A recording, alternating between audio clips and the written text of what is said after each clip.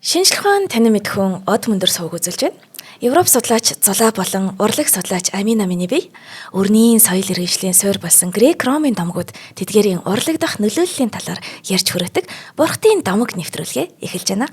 Та манай нэвтрүүлгийг 83.3 107 хост долгионоор хүлээн авч сонсож байгаа бөгөөд нэвтрүүлгийн хамтран ажиллагчаар үрждэг сар хариултаа хадгалын бүтээгдэхүүнийг санал болгож буй худалдаа өгчлийн банк таны аяллыг урлан еврейтэй A-Star Mongolia оролцож байна. Өдрийн мэнд. Өдрийн мэнд Амина. За, өнөөдөр бид их гоё хайрын түүх ярих уу? Тийм ээ, гоё хайрын түүх. Гэхдээ бас мэдээж эмгэнэлтэй. Маш сонирхолтой нэгэн баатрын талаар ярина. Энэ бол эртний грекийн агуу найрагч, туйлсч, сод хөгжимчин Алтан хоолойт Орфеусын талаар ярилцсан юм аа. За, Орфеус нь бол нөгөө түүнийг бодит хүн байсан гэдэгт бол эргэлздэг. Аристотель бол Орфеус бол бодит хүн байгаагүй. Тэр бол домгийн баатар, домгийн туйлсч, домгийн найрагч гэж ярьдаг. Гэхдээ Орфеус өөрөө түүний домог нь гайхалтай учраас түүнийг ер нь бол бодит хүн байсан гэсэн итгэл үнэмшлүүд байдаг. Одоо Orphic Mysteries гэж байдаг ч Орфеусын одоо нууц шүтлэг ч юм уу тиймэрхүү зүйлүүд маш их байдаг. Тэгээд түүнийг үнэн байсан гэж түүнтэй холбогдуулах найраг бүтээлүүд одоо хотол байдаг. Тэдний нэг нь нөгөө Дервене папирус гэдэг одоогийн грекийн Тессалоник хотын ойролцоо олдсон 1960-аад онд олдсон папирусын үлдэгдэл байгаа. Тэнд одоо Тиогония буюу Бурхтын гарал үүслийн талаар эртний найраг туйлс байхгүй юу. Тэрийг ер нь бол Орфеусын бүтээл байж болох юм аа. Магадгүй Орфеусын бүтээлийг одоо цаасан хэлбэрт буулгасан хувилбар байж болох юм аа гэсэн бас таамагуд байдаг.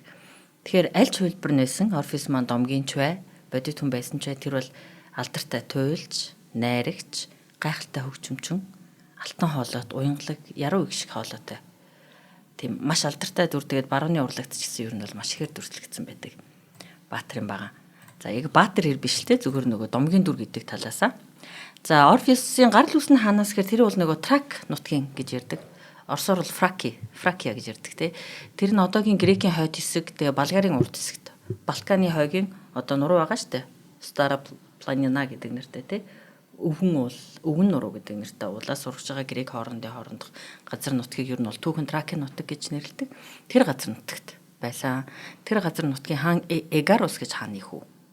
Тэгээ түүний ээж нь нөгөө 9 үзэсгэлэнтэй онгод охин тэнгэр байгаа шүү дээ. Тэдний хамгийн том болох Калиопе буюу яруу их шиг хоолойтой яруу найргийн онгод охин тэнгэр гэдэг Калиопе хоёрын Эгарус хаан болон Тракийн хаан Эгарус болон Калиопе онгод охин тэнгэр хоёрын хүүхэд гэж гардаг.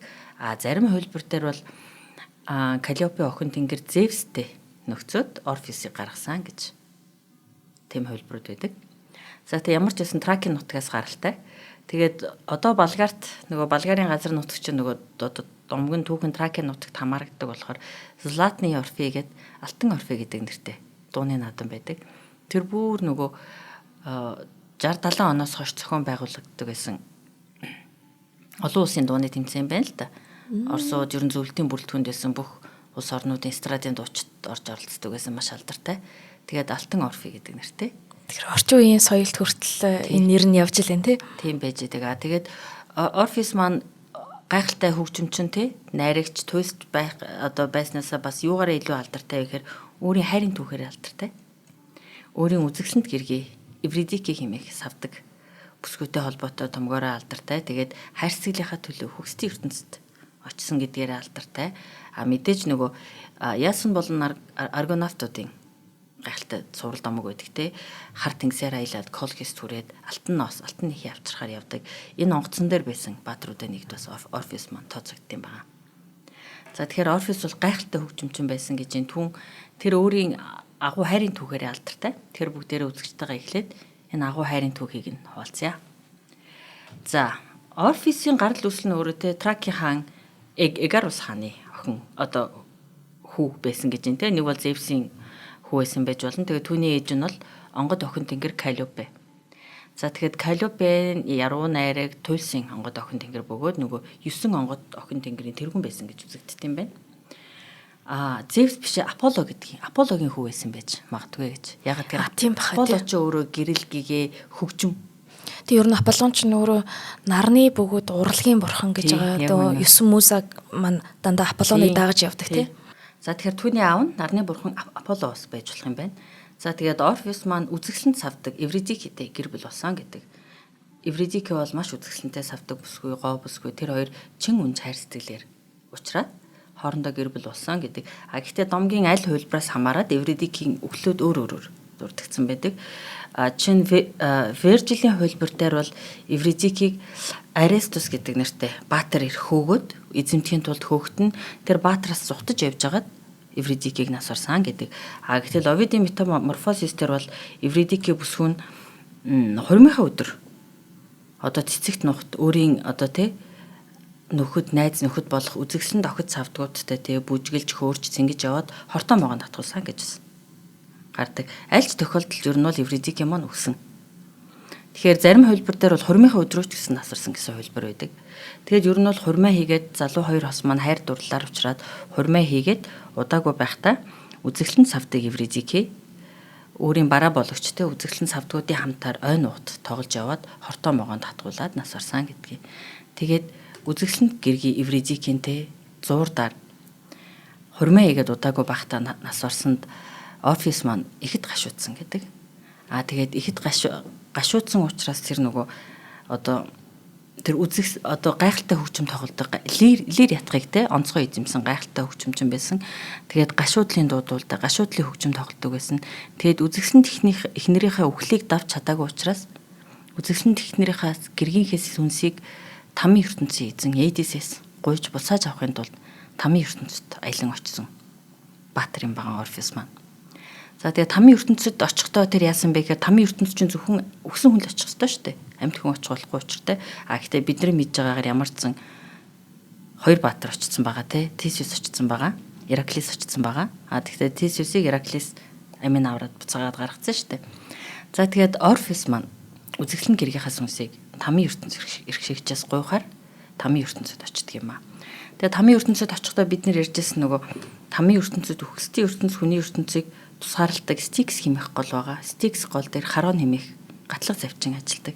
Тэр харамч, тэр хүүтэн, тэнд өршөөх, энерги сэтгэл байхгүй.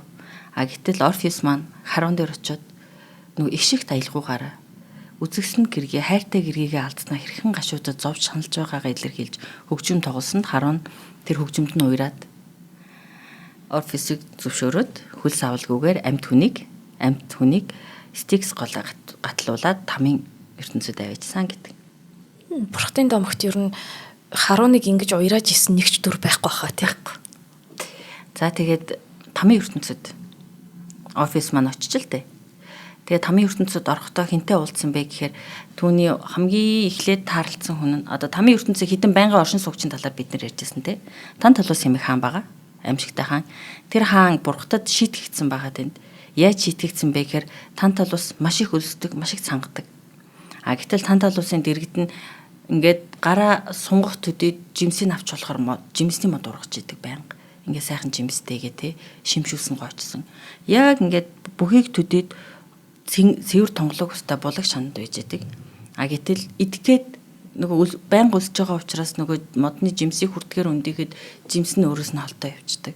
Тонгоогоод ус тэр булгийн сайхан уснаас уух гээр тэр ус үгүй болчдөг байхгүй юу? Бидний мэддэг нэг хялгсан хоолойтой бэрдтэй ижилхэн хувь заяатай юм а тий. Харин тий. Тан талус хаа яагаад тэр мөнхийн одоо үлсгэлэн цангалтаар шийтгэгдсэн бэ? Мөнхөд там тэгэж авж байгаа гэхээр Пелопс хэмээх өөрийнхөө хүүг бурхтад хоол болгож барьсан баг. Бурхтыг сорихын тулд бурхан муу юм уу? Юмны учир шалтгааныг олдох юм уу гэдгийг мэдхийн тулд өөрийнхөө хүүг бурхтад тасчин хоолунд болгон барьсанд нь бурхад түүнийг тийм хүн шийтгсэн юм байгаа. Тэгэхээр Танталус таарлцсан байна. Тэгээд Орфеус өөрийн нөгөө лир ятгаа тоглосоор л байж гин. Яруу гიშгтэй, үцгсэнтэй ямар ч хүн тайвширж алж яхаар, уярхаар чулуу хүртэл хормын төдийд уярхаар тийм гайхалтай аялгууд тоглож байсан учраас Танталусын тэр мөнхийн шийтгэл нь түрхэн зур Танталус Орфеусын аялгын их хөгжмийг сонсоод өлсгөө цанхаа байлсан гэдэг. Орфеус үргэлжилж явсаар агаад Сизифус хэмээх хаантай учирсан байгаа. Сизифус бол Коринтын хаан залтай хаан. Тэр үхлийг 2 удаа хуурсан гэдгээр алдартай. Тэгээд Сизиф хаан тэнд бас шийтгэгдээд байгаа. Тийм учраас бас Сизиф хаантай таарлцаж. А Сизифийн гисгэл нь юу байсан бэ гэхээр маш том бул үхэр чулууг өндөр дов руу ингээд зогсоо зайгүй өргөж түлхэж гарах ялтай. Өндөр дов дээр гарахт нь нөгөө чулуу нь уруудаад унана. Сизиф хаан дахиад дээш нь түлхэж гарах ялтай юм байна. Тэгээд Орфесын яруу хөвчг дууг сонсоод Сизиф хаан ч гэсэн нөгөө чулуу бул чулуугаар өргөхөд төр зогсоосон гэдэг.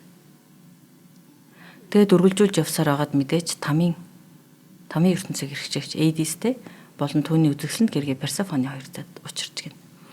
Тэгээд мэдээж яруу хөвчг төгжмөө тоглож гисэн. Өөрийнхөө гашуудлыг тайлбарлсан. Үзэсгэлэнт гэргийн Евридикийг алдаад түүнийхээ сүнсийг түүнээс гуйхаар ирсэн гэдгээ тайлбарлаж л тээ. Тэгээд мэдээж чаддгаараа гайхалтай үзэсгэлэнтэй хөгжмөө тоглоход нь тамийн ертөнцийг эрхжигч Эдис маань уярсан гин. Уяраад нүднээс нь нулимс гарсан гэдэг. Тэгээд уяраад за тэгвэл би чам зөвшөөрье. Үзэсгэлэнт гэргийнхаа сүнсийг эндээс авч явахыг би чам зөвшөөрье гэж хэлж. Гэхдээ нэг нөхцөлтэй. Чи эргэж харж болохгүй шүү. Тамийн ертөнцийг орхиод амьд хүмүүсийн ертөнцид очихдоо дээр гарсныхаа дараа амьд хүмүүсийн ертөнцийн дээр гарсныхаа дараа гэргийн Евридик эргэж хараарай. Тэрнээс нааш эргэж харж болохгүй шүү. Түүний сүнс яг чиний араас дагаад явна. Харин тамийн ертөнцийг гатлан туулаад гарахад чамд зарч бурхан Эрмис туслана гэж хэлсэн юм байна. Тэгээд Орфис маань тамийн ертөнцийг эрхшигчэд талархаад түүний өгөөмөр сэтгэл талархаад өөрийг нь ойлгосонд өөрийг нь хайрын төлөө ийм шийдвэр сүнсийг үхэгсдийн ертөнцөөс гаргахыг зөвшөөрсөнд нь талархаад зарч бурхан Эрмисийг дагаад үзэсгэлэнт гэргийн Евридикийн сүнсийг араасаа дагуулад тамийн ертөнцөөс явж л тээ. За энэ дээр нэг юм сонирхолтой зүйл гарна. За Орфис маань Эрмис урд нь явж байгаа. Ард нь үзэсгэлэнт гэргийн Евридикийн сүнс явж байгаа. Гэхдээ эргэж харж болохгүй, эцэлж харж болохгүй. Тэр нөгөө сүг сүүдрийн ертөнцид байгаа сүнс учраас түүний бие мэддэхгүй. Эхнэрээ тэрвэрхэж оролдож л эхнэрээ хараад баярлсан учраас. Гэтэл Эрмис наа чин одоохондоо сүг сүүдэр байгаа шүү Амьд хүмүүсийн ертөнцийн очиод амьлын хүн болох учраас чи одоо тэрвэрч чадахгүй. Одоо эргэж харж болохгүй учраас төвчээд урагшаа хараад яваарэ гэж Эрмис бурхан түнд хэлсэн ба.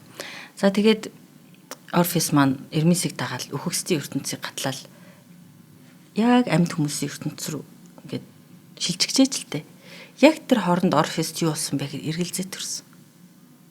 Евридикийн ард байгаа сүг сүүдэр миний үзэсгэлэнт гэргийн Евридикийн сүнс муу юм болов?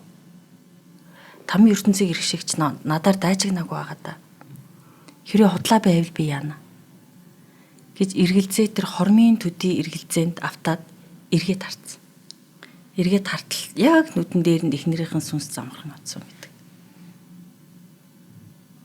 Ганцхан л агш хормын төдий эргэлзээнд бурхтад итгэхгүй байсан юм болов? Итгээгүй байхгүй эргэлдсэн. Тэгэхээр харамсалтай нь энхүү Орфис маань үзэгсэнд гэргийн Евридикийнхаа сүнсийг авах гэж хөгсдийн ертөнд очсон боловч тамийн ертөнцийн эрхшээгчийн захиас итгээгүй. Түүнд эргэлдсэн учраас эргэж хараад эхнэрийнхаа сүнс нь тамд мөнх орхисон гэдэг. Тэгэхээр энэ дээр яг надад нэг сонирхолтой санагддаг зүйл нөгөө бид нар саяхан нөгөө Моцартын Оюутс лимбиг үзсэн. Оюутс лимб дээр гардаг үзэл санаа энэ дээр яг давтж байгаа юм шиг надад санагдсан дээ. Тэрэн дээр нөгөө Сарастро гэдэг одоо юу байгаа штэ нэг юм тэргүүн тахилж ариун ахын дүүсийн бүлгийн удирдаач байгаа. Одоо тэргүүн гэтэл тэр одоо үдслэм дээр яаж гарч ийн гэхээр Зарастро бол тийм ариун ахын дүүсийн бүлгийн тэргүүн тэр одоо тахилч тийм санаартан маягийн хүн. Гэтэл нэг шүний хатан те муу дүр маань эхлээд Зарастрогийн муу хүн юм шиг дүрсэлжтэй тайлбарлаад Тамино хэмээх гол дүрийг үзэгсэлэнт охиныг нь хулгайлцсан юм аа. Зарастрог алаад миний охиныг аваад ир гэж хэлгээдэг. Гэтэл Зарастро нөгөө талд сайн хүн байгаад Памина гэдэг үзэгсэлэнт охин одоо шүний хатны охин байхгүй юу? Тэр хоёрыг ингээд учрахад хайр дурлалтаа болоход туслахаар шидэд тэрэн дээр юу гэж одоо Паминог сордог байхгүй юу? Чин үнэн ч цор ганц те. Чин үнэн хайр сэтгэлд яаж хүрдэг вэ? Хүрхийн тулд чамд төвчээр оюун санааны хүчээр чин үнэн хайр дурлалд хүрдэг юм аа гэж хэлээд Памино залууг сордог байхгүй түүний итгэлийг түүний төвчээрийг те чамтай гарч ирд Памино ярих гэж оролдлоо түүнтэй үг дуурж болохгүй шүү ярьж болохгүй шүү те түүнтэй харилцаа холбоо үүсгэж болохгүй шүү гэж хэлдэг тэр шалгуурыг Памино залуу маань давдаг байхгүй нөө дурлцсан үзэгсэнтэй гүнж гарч ирээд өөртөө ярих гад өөртөө харьцах байтал оюун санаа төсвөр төвчээрээр энэ бүгдийг даван туулаад үзэсгэлэнт гүнжтэй учирч байгаа талаар хардаг. Гэтэл Орфеус маань энэ тохиолдолд яасан бэ гэхээр оюун санаа төсвөр төвчээр түнд байгаагүй. Давч чадаагүй. Учираас үзэсгэлэн гэргийнхаа сүнсийг тамд үлдээгээд яасан гэдэг. Жинхэнэ хайр гэдэг бол итгэлийн бэлэг тэмдэг юм аа гэдгийг бас дахин нэг удаа сануулж байгаа гайхалтай домог байна. За ингээд хамтран ажиллагч нараа дурдъя. За өнөөдрийн бит хоёрын нэвтрүүлгийн хамтран ажиллагч нь мэдээж хариултаа хадгалыг үрждэг сар бүтээгдэхүүнийг санал болгож байгаа Худалдаа хөгжлийн банк маань байна. За Худалдаа хөгжлийн банк маань 25 оны 3 сарын 12-ноос 4 сарын 12-ны хооронд хариултаа хадгалын үйлчилгээгээр олсон 25 мянган төгрөгийг 2 дахин үржүүлээд 50 мянган төгрөг болгон урамшуулж байгаа юм байна. За энэхүү урамшуулалт хэрхэн хамрагдах вэ гэхээр нэгдүгээрт хэрвээ та Худалдаа хөгжлийн банкны харилцагч биш бол TDB онлайн аппликейшнийг татж аваад харилцагчаар бүртгүүлэх ёстой юм байна. Та аппликейшн ашиглан 6 болон түүнээс дээш сарын хугацаатай хадгаламжийн дансны мөн өөртөө харилцах данс нээх ёстой. Та харилцах дансан дээр Худалдаа хөгжлийн банкны Brito Visa болон MasterCard-уудыг бит болон виртуал байдлаар захиална. За ингээд та харилцах дансандаа өдөр тутам хэрэглэх мөнгөө игээд картаа уншуулад явах юм байна. За тэгээд та хуримтлал сэсвэр рүүгээ ороод хариултаа хадгалын үйлчилгээг ашиглаад картаа дансаа нөгөө 6 болон түүнээс дээш сарын хугацаатай хадгаламжийн дансатайгаа холбоно. Тэгэхээр та нөгөө картаа уншуулах тоолонд хариултаа хадгалын үйлчилгээний та бүртгүүлж штэ.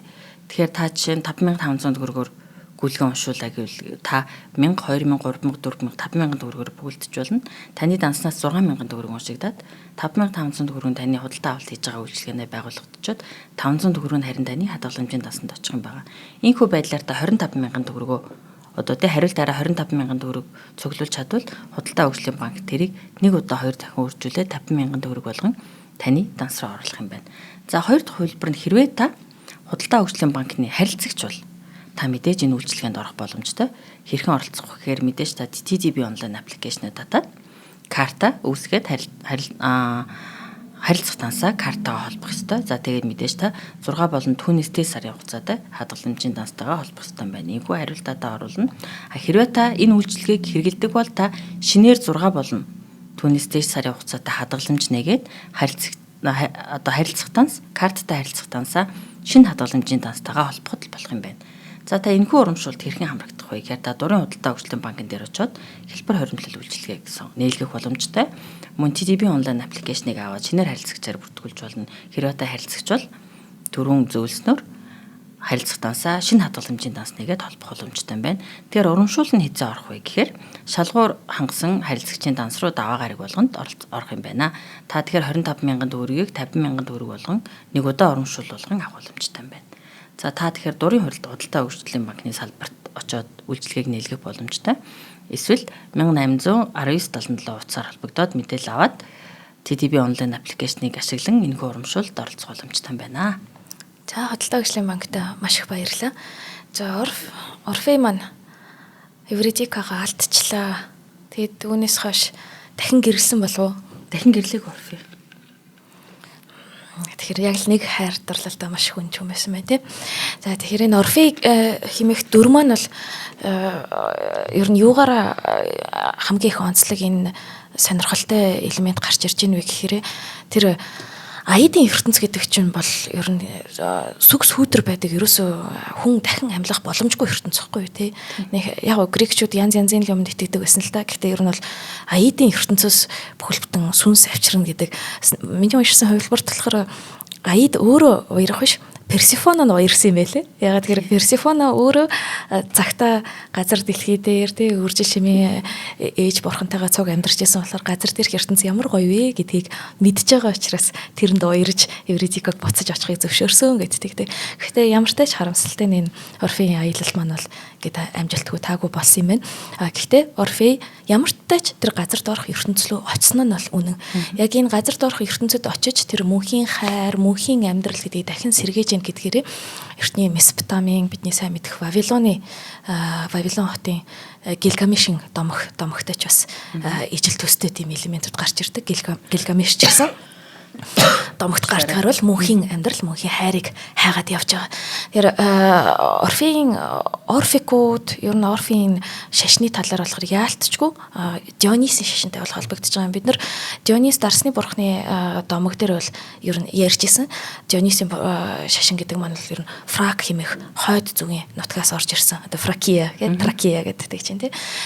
Дионисын нөгөө нэршин бол Бахус буюу Вакх гэдэг гэж байгаа. Тэгэхээр Дарсны бурхан Вакхыг шүтэх ёслолыг болохоор Вакхын туслах Минад бүсгүүчүүд үлддэг байсан. Тэр Минад бүсгүүчүүд гэдэг нь л өстой галзуу бүсгүүчүүд шүү дээ, бид нар мэдж байгаа. Өдөр тутмын энгийн одоо айл гэрийн эцэгтэй ажлаа орхиод хотоос хол ой модонд очиж Дарс уунга экстазд ордог байсан гэд. За экстаз гэдэг үгийг дахин тайлбарлахад манайхан энэ экстаз гэдэг нь өөрөөсөө гарах, өөрөөсөө гадаа байх, биенээсээ гарах гэсэн утгатай үг. Тэгэхээр экстазд орно гэдэг маань ер нь биенээсээ л ингэж гарч байгаа. Тэнгүүд яг ийм үед хүмүүс юу гэж бодсон гэхээр одоо дар суугаал бүжиглээл биенээсээ гараад байна шүү дээ. Тэгэхээр биенээсээ гадна гарч явж ямар нэгэн зүйл болоод байна шүү дээ. Тэгвэл тэр нь сүнс байх нэ. Тэр сүнс гэж байдаг юм байна. Тэгээд экстазд ороод биенээсээ гарахад янз бүрийн тэр өгж байгаа хачин гоё мэдрэмжүүд байгаа юм чинь. Бүр үнэхээр гоё байгаа юм чинь. Энэ нь бидний нөгөө энгийн байдаг махан биетэйгээ цуг байдаг оршуугаас илүү үнэн оршуу болж таарлаа гэдэг тий. Тэгэхээр сүнсний одоо логик нь бол тий илүү гоё мэдрэмж нь тэр экстазд орсон нөхцөл байдалд байгаа юм чинь бидний тэр сүнс нь сүнсний мэдрэмж нь илүү үнэн мэдрэмж юм байна гэд илүү зөв оршихуй юм байна гэдэг тийм дүгнэлтэнд хүрч байгаа юм л да. Тэгэхээр Орфеийн хувьд бол яг энэ Дионисын шашныг системчилсэн хүн гэж зарим тохиолдолд үздэг. Яг нөгөө ингэдэж шүү дээ. Ер нь Миноийн соёл иргэншлиг аваад үзэнгүүт Минос гэж жишээ нэг хаан байсан уу эсвэл Миной гэдэг нь зүгээр нэг цол байсан уу гэдэгтэй адилхан Орфей гэж магадгүй тэр утга гоёнгын тэр босоо ятга хөгжим тоглоод зүн хилдэг тийм зүнчнэрийг ч хилдэг байсан байж болох юм л та. Цол маягийнч байсан байж болох юм тий. Гэхдээ ямар ч үсэн нэг дүр одоо прото дүр тий. Ямар нэгэн дүр бол байгаад байгаа юм. Тэгэхээр яг энэ тэ эгэл бие маань үнэн биш худал. Тийм болохоор одоо би гэдэг чинь ерөөсөө өөрөө сэтгэл сүнсний булшин юм а гэдгийг л одоо Орфей болон Орфеийг дагсан тэр орфикууд хэмээх шашны зүтгэлтнүүд гэж хэлээ л да. Тэд нар маань гаргаж ирж хэлж байгаа юм л да. Тэгэхээр энэ бол энгийн уламжлалт грекчүүдийн тэр Хомерийн шашнаас бол тун их ялгаатай. Хомерийн хувьд бол энэ биений амьдрал маань хамгийн гоё амьдрал тий. Хамд очлоо сүг сүдрэл болж ин Хомер өөрөө ч бичсэн байдаг энэ сүг сүдрээ гэд. Тэгэнгүүт орфикуудын хувьд орфик үзэлтэй хүмүүсийн хувьд бол шаал эсэргээрээ тий. Хүний амьдралын гол зорилго нь бол биенээс сэтгэл сүнсийг чөлөөлөх, биенээсээ салгах. Гэхдээ хүн энэ насандаа хэрхэн амьдрснаас шалтгаалаад хүний сүнс бол дахин хүн болж юм уу эсвэл амьтан болж ингээд төрнө. Энэ дэр бидний бас дорны сэтгэлгээтэй санаа огтлцож байгаа. Хэрхэн амьдрснаас шалтгаалаад хүн ч юм уу амьтан ч юм болж төрнө гингүүд. Тэнгүүд Дионисын шашныг одоо орфикууд яагаад тэр зан үйлийг хийгээд экстазд ороод байгаа вэ гэхээр нөгөө дахин төрөлт гэл нөгөө нэг эсэсгэлгүй энэ дахин төрөлтөөс гэтлэгж байгаа. Тэгэхээр тэгээ дахин төрөхөөсөө ингээ гэтлэхээр өхөсний хаанчлалтаа мөнхийн сайн сайхан амьдрах тийм зорилготой. Тийм л шашин байсан байна л да энэ орфикууд гэдэг маань. Тэгэхээр түрүүн их гоё папирусыг дурдлаа. Мөн кремийн нутагт болохоор хоёр юм хавтан чулуу олдсон байдаг. Тэр хавтан чулуун дээр орфикууд болохоор яг ингэ бичсэн байт юм. Ингээд нөгөө нэг хөснөгтдөр бид нар тайлбарлаж байгаа юм шиг амьдрал гэснээр араас нь үхэл гэд тэгээд үхлийн доор үнэн гэж бичсэн. Тэгээд амьдрал гэснээр худал гэд худлын доор бие гэж бичсэн байдаг байхгүй. Тэгэхээр яг энэ махан биений амьдрал бол худлаа амьдрал юм аа. Өгсний дараах тэр ертөнцид л бид нар энэ дахин төрөх гэдгээс гэтлэгчээжлээ жинхэнэ үнэн төрж байгаамаа. Тийм амьдралын оршихуйн одоо мөн чанарт хүрж байгаамаа гэсэн тийм итгэлтэй хүмүүс маань орфикууд байсан байна. Бас их сонирхолтой юм а дорны ингээд соёлтой бас бид нартай ингэж ойрхон очиж гин гэхээр за ингээд бидний нэгэн хамтран ажиллагч A-Star Mongolia-гийнхаа маш гоё зарыг би та бүхэндээ дуулгах гэж байна. Таны аяллыг бид урлая.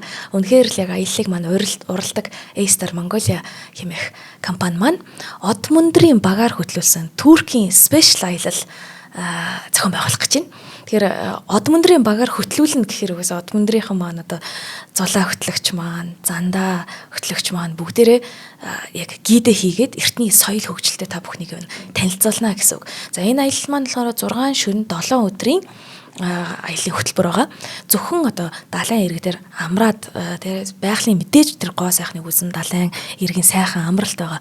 Тэрнээс гадна эртний грек ромын эзэнт гүрний төөрөөд тий түүхэн өв соёлтой ингэж танилцаж Туркийн ч гэсэн үзэсгэлэнт байхлыг бүрэн мэдрэх боломжтой ийм аялал юм байна. Хөтөлбөрийн хувьд бол Анталия хот.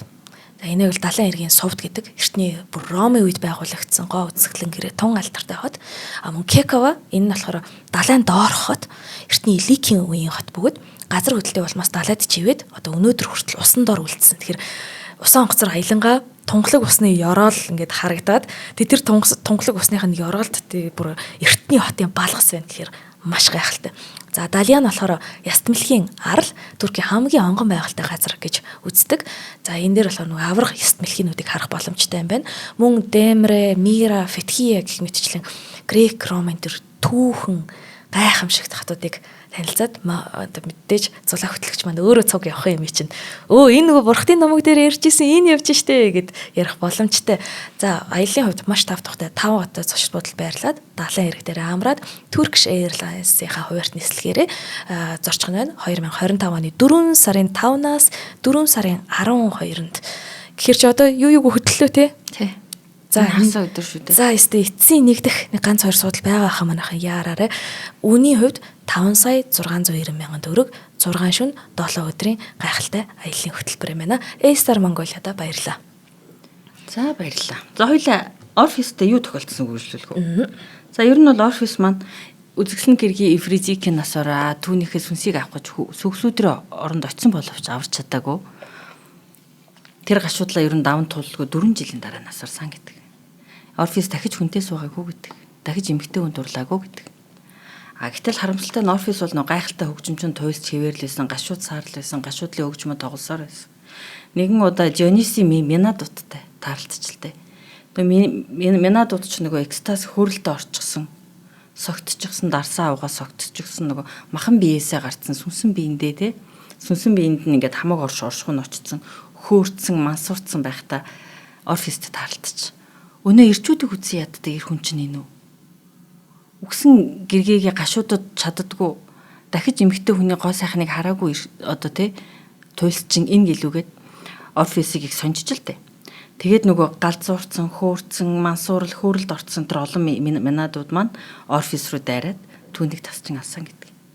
Гэхдээ бас нэг сонирхолтой баримт дээр Орфисын толгой нь одоо түүний биеийг нь толгойноос нь салсан боловч түүний толгой нь яруу ихшигт дууга уянгалуусаар байсан гэдэг. Тэгээд түүний толгой нь хөвөн хөвсөөр байгаад багазын одоо бид нэр очих те Туркийн эгийн тэнгисийн иргэтэй ойрхон Лесбос арал дээр хөвөн очсон гэдэг. Энэ цагаас хойш Лесбос арал дээр Орфисын яруу ихшигт дуу уянгалсаар ихшгэлсээр байх болсон гэдэг. Харин Орфисын сүнс маань Орфис маань үхээд сүнсэн сүгсүүдрийн оронд очоод үзэсгэлэнт гэргийн Эвризикитэйгээ учирсан. Тэгээд тамийн дугаар дээр тамийн ертөнцийн талаар дугаар дээр гарч ирсэн. Тамийн ертөнц маань бас нэлээд хэдэн хэсэгтэй дотроо VIP хэсэгтэй те диважантай бүр хэцүү тамтай те тартар усгээд. Тэгээд асфодилийн тал асфодилийн нуг гэж ярддаг. Тэр нь ер нь ингээд нэг цэцэгт нухтай үзэсгэлэн ер нь бол нэг диважан шиг хэсэг юм байгаа. Баатрууд очдог бас Ивекстийн аралч гэж бас нэрлэдэг. Тэгээд тамд очисон хойно үзэсгэлэнт гэргийн Эвризикийн сүнстэй уулзраад Орфисыг маань сүнсэн өөрөө тэр хоёр асфодилийн талд үүрт хамт байгаа гэдэг. Тэгвэл эн чинь яг Орфик хүний үзлэр бол эмгэнэлт төх биш вэ? Ягаад вэ гэхээр энэ ертөнцийн амьдрал чинь тийм чухал байгаа шүү дээ, тий? Тэгэхээр энэ ертөнцид тэр гашуудаж өнгөрөөсөн 4 жил бол чухал биш. Тэр хоёрын сүнс үүрт хамт байгаа. Асфодилийн талд шүү. Тэр нь одоо Диожин шиг л газар гэсэн үг юм байна. Саяны дэнгүүд минад бүсгүүчүүд чинь болохоор манай Орфиг бүр аимшигтай тасчин хайсан байлээ шүү дээ, тий? Хитэн талаас нь тий. Бас актер байгаа шүү. За энэ гайхалтай домог дээр манай өрнгийн урлагийнхан бол маш олон уран зургийг дүрсэлдэг байсан. Тэр ч одоо манайхан сонсоод үзээрэй Христоф Виллибальд Глюк гэдэг хөгжмийн зохиолчийн дөөр байгаа. Ouverture энэ үнэхээр гоё. Их тийм нарийн нандин Орфей ба Евридика гэдэг тийм дөөр бан бол байгаа тийм. За тэгэнгүүт Францын зураач Камиль Коро Орфей маань Евридикаг тамийн ертөнцөөс гаргаж байгаа тухай маш гайхалтай зураг зурсан байгаа. Одоо дэлгэцээр хэдүүлээ харж байгаа. Энэ л нэг Техаст Museum of Fine Arts гэд Houston гэдэг газар байт юм байна. Тийм том музей Америкийн тийм 1861 оны зураг. Яа бүр энэ зургийг харчаад би бүр байгалыг ингэж жинкнээсээ мэтрэнэ гэж бодсон л доо. Яг эхлээд бол яг Орфей Евридика гэдэг нь харагдахгүй. Яг байгаль илүү чухал байгаа. Тэнгүүд нөгөө одоо нэг өглөөний тэр үүрийн тэр агаар байгаа юм л да. Тэнгүүд яг нэг мөнгөлөг ногоон өнгийн хоршил тэ үнэхээр гоё зурагдсан ба. Ямар санда Францын хамгийн сүүлчийн эзэн хаанч гэж ярьдаг, бүгд найрамдах улсынх нь анхны ерөнхийлөгч гэж ярьдаг 3 дугаар Наполеон гэдэг хүн. Тэр Наполеон бол бүр ингээд дургу зургаа ингээд ташуурцдаг тийм хүн байсан байхгүй. Тэгвэл Камиль Корогийн зургийг харахтаа болохоор их шоглоод. Камиль Корогийн зургийн өнгийг ойлгох гэх юм бол их л эрт сэрэх болох нь дээ. Яг тэгэхээр дандаа нөгөө нэг юм өөрийн юм өнгөнүүдийг ингэж зурдаг. Тэгээд энэ Орфей Евридикагийн араас гашуудж байгаа нэгэд зурагтай болохоор яг нэг юм хоёр янзаар зурсан байдیں۔ Эхний зураг нь болохоор домгийнх нь яг төгсгөлийг харуулад тэр Орфей хэрхэн амар гашуудж байгаа тухай. Энэ зурагт нь болохоор гоё юм нэг найдварын гал байгаа харагддаг юм. Яг тэгэхээр Орфей өөрийнхөө босоо ятгыг яг нэг юм бамбарын гал барьж байгаа юм шиг урдаа хараад алхаж байгаа. Тэгэхээр нөгөө яг нэг юм шийдвэрийн үе мөч яваад байгаа байхгүй юу. Тэгээ за зургийн бүр нэлийн агаар тэр том ой модны цаана харах юм бол тамийн ертөнцид ингээд сүнснүүд нь ингээд өглөөний ман дунд юм үлдсэн байгаа. Тэгээд тиймэд энэ нэг юм өглөө гэдэг уур амьсгал байгаа тийм. Тиймэд тэр тамийн ертөнцтэй сүнс гэдэг чинь сүнсний ертөнц гэх юм бол үл үзэгтгэл ертөнц байж таараа тий баригдчихгүй тийм сонин уур амьсгалтай байгаа. Тэр яг энэ уур амьсгал болохоор нөгөө шүн дөнгөж өнгөрөөл дөнгөж үүр цайж байгаа мөртлөө яг нэг нар мандаагүй үе байдаг шүү дээ. Тэг яг тэр үе дээр бол тохироод байгаа байхгүй яг тамийн ертөнц нэг тийм байдаг болов гэдэг. Чигтэй манандсан сүүмгэнсэн. Яг гайхалтай. Тэнгүүд яг ингээд юугүй энэ дээр нэг юм шилжилтийн үе байгаа нь яаж байгаа гэхээр хэрвээ нар мандч болно шүү дээ. Одоо ууг нь бол ном ёсоор бол нар мандаад энэ манан гэдэг зүйл алга болох хэвээр. Эсвэл эсрэгээр одоо бүрхэг өдөр бол байвал яах вэ? Тэгэх юм бол улмал ман татна. Тэгэхээр ууг нь Орфейд яг сонголт байгаа байхгүй тий. Евридикаг авч гарч чадах уу, аврах уу үгүй юу гэдгийг л шийдэж байгаа. За зураач Камиль Коро яг энэ үе мөчийг шилжилтийн үеийг үзүүлэхэд тулд ашигласан өнгөнийх нь техникийг хүртэл бид нар value гэж нэрлэдэг байхгүй юу? Value гэдэг яг англи үн цэн энэ төр гэсэн үгнээс гаралтай. Гэтэ value гэдэг нь болохоор нөгөө юм нэг өнгийг дотор нь төмөн янзан өнгөөр ингэж юу яаж байгаа. Нэг хүндрүүлээл, нэг гэрэлтүүлээл тий. Тэгвэл зүгээр нэг юм навч нэг юм мод зурах гэж байгаа хэрнээ тэр нарийн бэрээр ингээ янз янзын хэмжээтэй шингэн эсвэл өтгөн тийм будгийн нялалт тавилтаар салхинд хийсэж байгаа тэр жижигнэний хүртэл зорж чадчих байгаа юм. Гоё зур. Бүр үнэхээр ёо. Тэгэхээр ихтэй яаж энэ зураач маань хөрхий энэ сэдвийг ингэж нарийн мэдэрч чадчихэв гэхээр өөрөө их тийм ууйхан зөөлхөн даруухан сэтгэлтэй хүн байсан юм байна л тийм амар сайхан сэтгэлтэй. Гэхдээ нөгөө анх зураач болъё гэхэд нь бол ээж аав нь ерөөсөө зөвшөөрөөгүй. Ээж аав нь өөрсдийн бизнестэй. Тэгэнгүүтээ нөгөө 6 жилийн туршид хүүгээ яг хажуудаа ингээ гэр бүлээсийнхаа бизнесийг үргэлжлүүлэх хүн гэдэг ингээ аваад ажиллаулсан. Яг уг нь бол аль хэдийн өөрийнхөө юмыг хийх насандаа хүрсэн байдаг. Тэгэд бүр ингээ 6 жилийн турш гуйсаар агаад за би ингээ зураач л болох юм байна гэд зураач болсон байгаа. Тэгээд аав нь юу гэсэн бэ гэсэн чи за би чамд бол тусдаа бизнесийн хувийг тасалж өгөхгүй. Яг уу чамд зөвөр нэг 2 идэхгүй хоосон хоноолохгүй мөнгийг те таслаад ингээд сар болгон өгжээ. Тэгээд зураач одоо болох хэвээр гэд. Тэгээд Камиль Коро ааваасаа мөнгө авдаг. Тэгээд өөрийнхөө уран бүтээлийнхаа замыг хөөсөн зураач болсон. Гэтэ маш даруухан, маш сайхан сэтгэлтэй эцэг эхийг гүнээ хүндэлдэг. Тэгээд эцэг эхээсээ хараат байсан учраас эхнэр аваагүй байхгүй. Тэгэд өөрөө хэлсэн маа амьдралдаа дагаж мөрдөх цор ганц зорилго маань байгаль зурах. Энэ шийдвэр маань намайг эмгтэй хүнтэй амьдралаа холбохгүй байхад хүргэдэг гэд.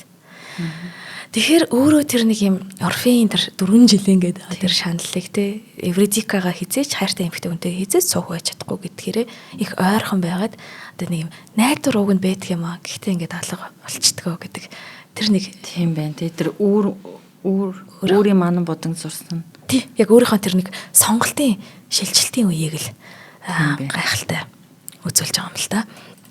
Тий. За мэдээж ингээд ер нь бол бид дуурч байгаа орфеин толгойгч гэсэн Гюстав Моро гэх мэтчлэн олон зураач нар зурсныг бол үзэж болох бах. Ингээд бидэнтэй Бурхтын домгоор минь хамт байсан хөтлөгч Зулаа болон одоо урлаг судлаач Амина бид хоёртай хамт байсан та бүхэндээ маш их баярлалаа. Баярлалаа Амина. За та манай нэвтрүүлгийг NTV телевиз болон Одмөндөр радио 83.3 107 хост телефоноор хүлээн авч сонслоо. Нэвтрүүлгийн хамтран ажиллагчаар хариултаа хадгалан үрждэг сар бүтээгдэхүүнийг санал болгож байгаа Худалдаа хөгжлийн банк таны аяллыг бид урьлая. Ураатай A-Star Mongolia нар маань ивент тэтгэж дэмжиж оролцлоо. Маш их баярлалаа. Баярлалаа. Нэвтрүүлгийг хүлээн авсан Нарны аймгийн монголчуудаа баярлалаа. Одмөндөр суваг энэ мэтлэн танин мэдхүн 1000 хөтөлбөрийг 2025 оны 7 сарын 1 хүртэл та бүхэнд хүргэх юм. Их хэлээрээ шинжлэх ухаан танин мэдхүг түгээхийн үйлсэд та нэгтгэх хүсвэл бидэнд танд өгөх боломжтой. Нэг нэвтрүүлгийг 100 төгрөгөөр буюу 1000 нэвтрүүлгийг 100,000 төгрөгөөр үнэлээд та биднийг дэмжээрэй. Жилдээ ганцхан удаа 100,000 төгрөгөөр дэмжснээр шинжлэх ухаан танин мэдхүг түгээх энэ үйл хэрэг таны оролцоотойгоор амжилттай үргэлжлэх юм а. Зандан хүү миний нэр дээрх голомт банкны данс байгаа. 30 15 15 1942 30 15 15 1942 Та 100,000 төгрөгөөр шилжүүлэхдээ гүйлгээний утга дээр нь өөрийн нэр болон утасны дугаараа заавал бичээрэй. 100,000 төгрөг хандвалснаар Одмөндөр сувгийн алтан гишүүн болох юм. Шинжлэх ухаан танин мэдхгүй Монголд ялах болтугай.